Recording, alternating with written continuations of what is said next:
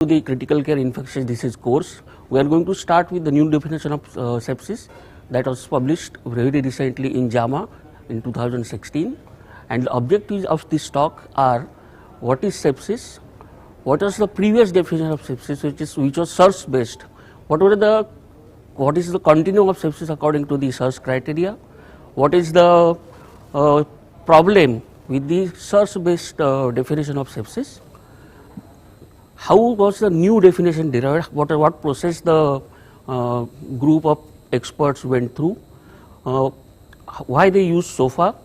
Then we will see what is the new definition of sepsis, whether validation of new definition of sepsis has been done, what can be the potential problems with sepsis, because even the new definition is not perfect, and then summarize.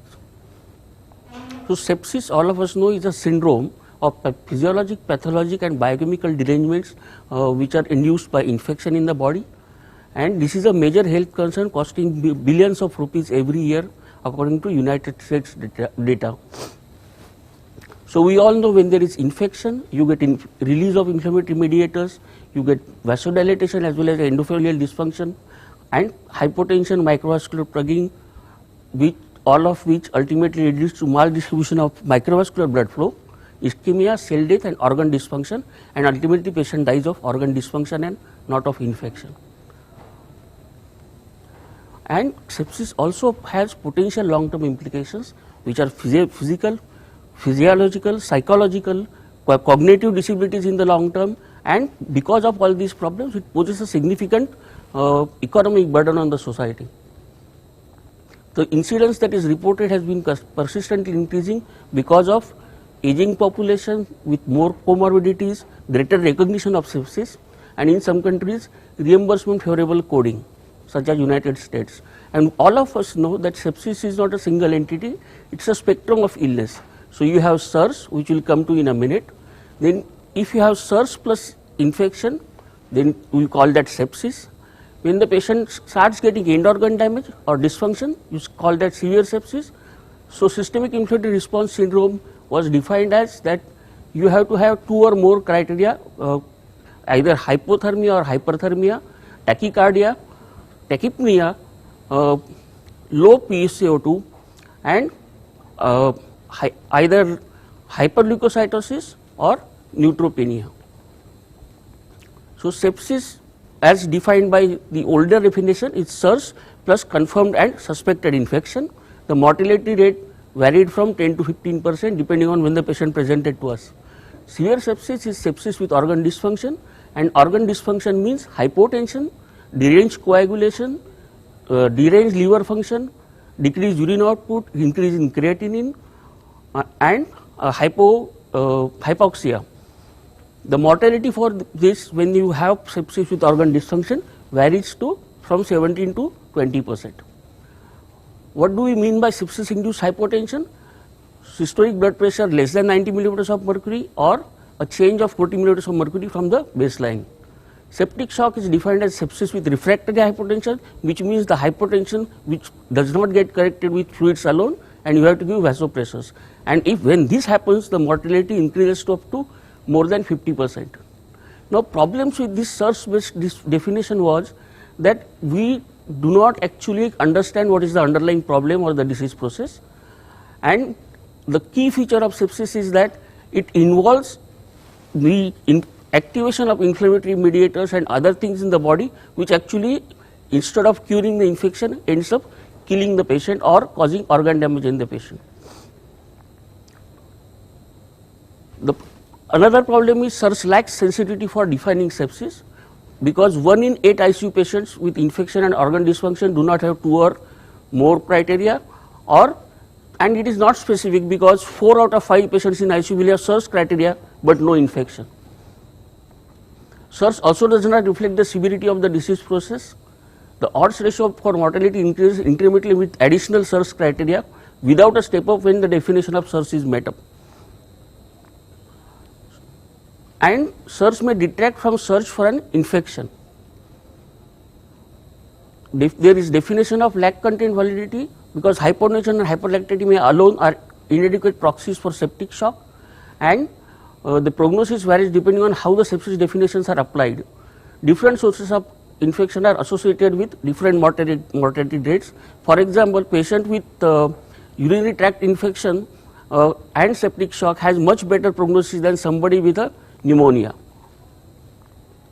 The other thing is that it does not define the dynamic time course of sepsis, and it is confounded by the fact that patients with mild influenza can potentially meet SIRS criteria. The SIRS criteria are also arbitrarily applied. For example, a heart rate of 90 and white cell count of 10 have no true physiological significance as far as we understand. There is a problem with terminology as well. Severe sepsis and sepsis are used interchangeably. Some people call it sepsis syndrome. It might be overtly narrow because somebody might call it septicemia, and there are inconsistent strategies in selecting the ICD code 9 and ICD-10 codes have compounded the problem. And therefore, it was felt that we needed to re-examine the current definition. So therefore, European Society of Intensive Care and Society of Critical Care Medicine convened a task force of experts who were specialists from critical care, infectious disease, surgical specialties and pulmonary specialties in January 2014, and then they went to a rigorous process of how this can be corrected. So the group engaged in discussion via 4 face-to-face meetings, then they used email correspondence and voting, then existing definitions were revisited in light of enhanced appreciation of pathobiology and the availability of large electronic health record database and patient cohorts. We will come to that in a minute. Then they went through a consensus process and forged an agreement on updated definition, and the criteria will be tested in the clinical arena. So they wanted to check the content validity. So these explorations were performed in multiple databases from Germany and America, and systematic literature review and Delphi consensus methods were also used. They informed other societies, and 31 societies including Indian Society of Critical Care Medicine has endorsed this new definition. The task force sought to differentiate sepsis from uncomplicated infection. So somebody might have infection but may not have sepsis, and they wanted to update the definition of sepsis and septic shock. So the definition is the description of illness concept, so the definition should reflect what sepsis actually means. This allowed discussion of biological concepts that are currently incompletely understood, such as genetic influenza and cellular abnormalities, and they also wanted to identify methods so that we could diagnose sepsis outside the intensive care units, such as general wards and the emergency, so that the patient can be treated early. So we now understand that sepsis is a syndrome shaped by pathogen factors and host factors, and with characteristics that evolve over time. The clinical and biological phenotype of sepsis can be modified by pre-existing acute illnesses, long-standing comorbidities, medications, etc. Specific infection may result in local organ dysfunction without generating a dysregulated host response. So somebody might have pneumonia, which is a local process, but may not cause the inflammatory activation which will lead to organ damage. They also said that we are currently using 2 or more SIRS criteria to identify, which is not really helpful. Changes in white cell count, temperature and heart rate reflect inflammation, a response to danger due to infection or other insults, and they do not necessarily indicate a dysregulated life-threatening response. So difference between sepsis and infection, they said, is a dysregulated response is sepsis, and when you have only infection, then that is not sepsis. So the predominant score in current use to assess the organ failure is the sequential organ failure assessment. A higher SOFA score is associated with increased probability of mortality, and the score grades abnormality by organ system and accounts for clinical intervention. The problem with SOFA is that you need laboratory diagnosis such as PaO2, platelet count, creatinine and bilirubin, and without them you cannot really calculate the SOFA score. So the new definition of sepsis, they said, is a life-threatening organ dysfunction caused by a dysregulated host response to infection, and organ dysfunction can be identified as an acute change in total SOFA score of greater than 2 points. So if we do not know patient's previous status, then we have to assume that his SOFA score was 0 to start with. So organ dysfunction can be identified as an acute change in total SOFA score of greater than 2 points. A SOFA score of greater than 2 reflects mortality risk of 10% in general population if you are suspecting infection. Problem is, even if the patient presents to you with moderate dysfunction, he can deteriorate further and have a higher SOFA score and has chance of die. How did they validate this score? In suspected patients in University of Pittsburgh Medical Center data set, they calculated the area under the curve, which was 0.74 with SOFA, and very similar with the logistic organ dysfunction system as well. And both these systems were superior to when SIRS criteria were applied. The predictive validity of change in SOFA score of 2 or greater was similar. For patient outside the ICU and suspected infection, again the discrimination of hospital mortality with SOFA or change in SOFA score were good, similar to that with SIRS. By using a multivariate logistic regression analysis, they identified that they coined a term called as Q-SOFA, which means the quick SOFA, and this quick SOFA does not need any of the laboratory variables. So these three markers were Glasgow Coma scale of 13 or less, systolic blood pressure of 100 millimeters of mercury or less, and respiratory rate of 22 minutes or greater. What about patients in wards and emergency? Patients with suspected infection who are likely to have prolonged ICU stay or to die in the hospital can be promptly identified at the bedside using this Q-SOFA score, using these three clinical variables. Now it is going to be obviously less robust than the complete SOFA score, but it does not require laboratory tests and can be assessed quickly and repeatedly. So what they suggested was that the clinician should use Q-SOFA score to keep track of infection and if required intervene early. They also said that septic shock is a subset of sepsis with underlying circulatory and cellular metabolism abnormalities, and this shock actually leads to substantial increase in mortality. So if you have a patient who is in septic shock, then persisting hypotension requiring vasopressors or serum lactate level greater than 2 millimoles per liter in spite of adequate volume resuscitation, then with this criteria hospital mortality is going to be in excess of 40%.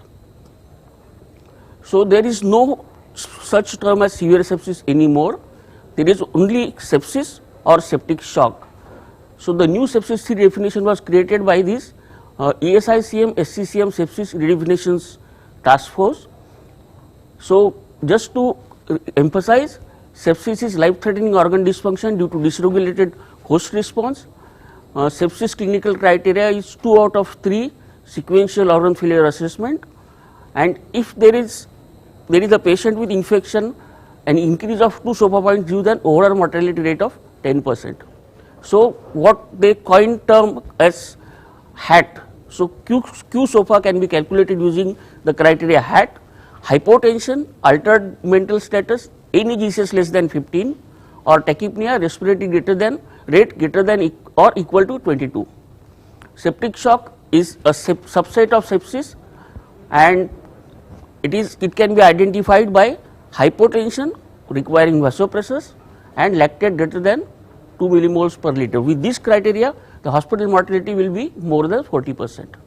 So this is how you apply the Q SOFA. Patient with suspected infection, what is the Q SOFA? No, sepsis still suspected, monitor the patient's clinical condition, assess for evidence of organ dysfunction, do QSOFA again if it is greater than 0 or greater than 2, monitor again clinical condition. If the SOFA score is greater than 2, then the patient has got sepsis. And if the patient has got sepsis and requires vasopressors to maintain his blood pressure and the serum lactate level is high, then the patient is in septic shock. Now there are problems with this new definition as well. First and most important, and many societies across the world took objection to this, including members from our society, is that sepsis 3 did not involve patients from low and middle income countries, where raising awareness of infection and early detection are priorities. For example, patients with isolated hypotension or a reduced level of consciousness will be classified as uncomplicated infection. In some ICUs, it is not explicitly used in others. So, for example, in Australia, they don't use SOFA score, they use Apache scores. The other problem is we are going to assume that the patient's previous SOFA score was 0 if we do not know about patient's previous conditions, and it has a limitations characteristic of a categorical ordinal scale.